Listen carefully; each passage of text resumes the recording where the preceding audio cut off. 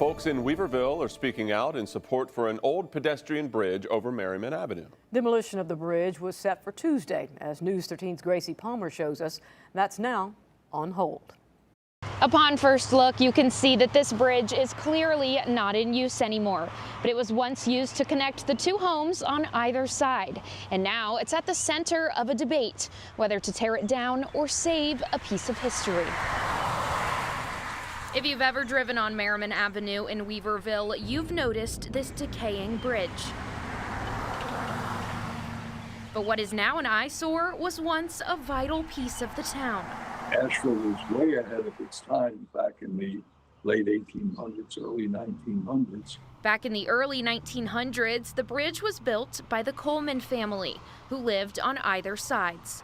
Below wasn't Merrimon Avenue, but rather railroad tracks for the trolley that went between Weaverville and Asheville.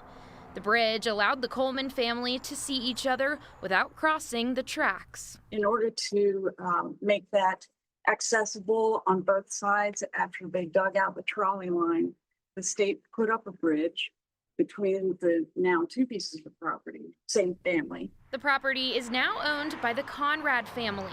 Today, the bridge is inaccessible, but they argue it's still worth saving. But for us, it's less about the utility of the bridge and more about just, not swooping in and taking down a piece of our history. It took on slight damage from Helene, piling on some limbs and debris.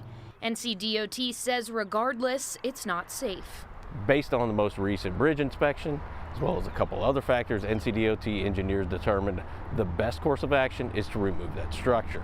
The bridge was set to be demolished on Tuesday, but after major community pushback, NCDOT paused the project. We're going to examine other potential opportunities, present those to the town, and determine the best outcome. The Conrad family says they understand the safety concerns and they'd like the proper repairs to be made.